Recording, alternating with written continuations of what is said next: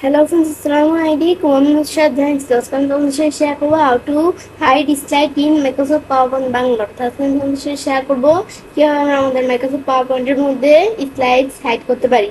তো কাজটা করার ক্ষেত্রে এটা মিনিমাইজ করি। মিনিমাইজ করার পরে তো এখন আমরা আমাদের যে কাজটা করব তো সেই ক্ষেত্রে আমরা আমাদের এখান থেকে কাজটা করার জন্য তো এখন আমাদের এখানে কিন্তু আমার কয়েকটি স্লাইড দেওয়া আছে। এর মধ্যে ধর আমি আমাদের দ্বিতীয় নম্বর স্লাইডটা বা আমি তৃতীয় নম্বর স্লাইডটা আমাদের ক্লিক করলাম। ক্লিক করার পর আমরা চেষ্টা করার ক্ষেত্রে আমি যদি স্লাইড শো ট্যাবে আসি তাহলে এই যে দেওয়া আছে হাইড স্লাইড, আমি যেটা দিই স্লাইডটা কিন্তু হাইড হয়ে গেল। এখন যে স্লাইড হাইড হয় এটা বোঝার জন্য আমরা কি করব, আমি যদি আমরা আমাদের কোথায় আসি স্লাইড শো আসি, আসার পর আমি যদি এখন ক্লিক করি এই পরের স্লাইডে আসলে ক্লিক করলে আমাদের যেই স্লাইডটা হাইড করছি সেই স্লাইডে না আসা সেই স্লাইডটার পরের স্লাইডে চলে আসছে। তো মানে যেই স্লাইডগুলো আমরা হাইড করে দিব সেই স্লাইডগুলো কিন্তু এই স্লাইডগুলো তো দেখাবে না। তো এখন আমরা কিন্তু এটা দেখলাম। আবার আমি যদি এই স্লাইডটা সিলেক্ট করে আমি যদি আবার এখানে ক্লিক করি তারপর আনহাইড হয়ে গেল।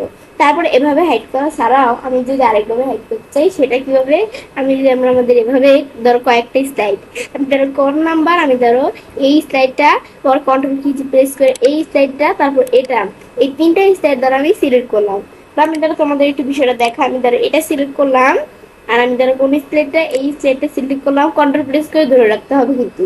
তারপর আমি এটা সিলেক্ট করলাম, তাহলে কয়টা স্লাইড হলো, তিনটা স্লাইড।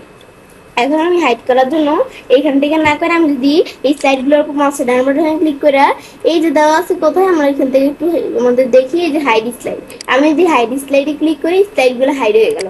এখন যদি আমরা আমাদের দেখি আমি স্লাইড ভিউতে আসি, আমি ক্লিক করি এদের এই স্লাইডটা দেখাচ্ছি, ক্লিক করলে এর পরের স্লাইডটা না যে এই স্লাইডে চলে আসছে, মানে আমাদের এখান থেকে এটা দেখাবো। আবার ক্লিক করি এটা দেখাইতেছে, আবার ক্লিক করি এভাবে কিন্তু দেখাবে, মানে যেই স্লাইডগুলো হাইড করছি সেগুলো দেখাবে না।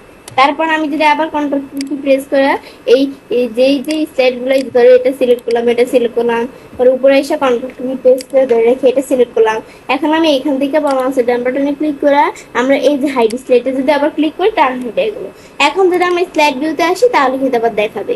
তো বিষয়টা করার পর অনুসারে কাজটা করতে পারি।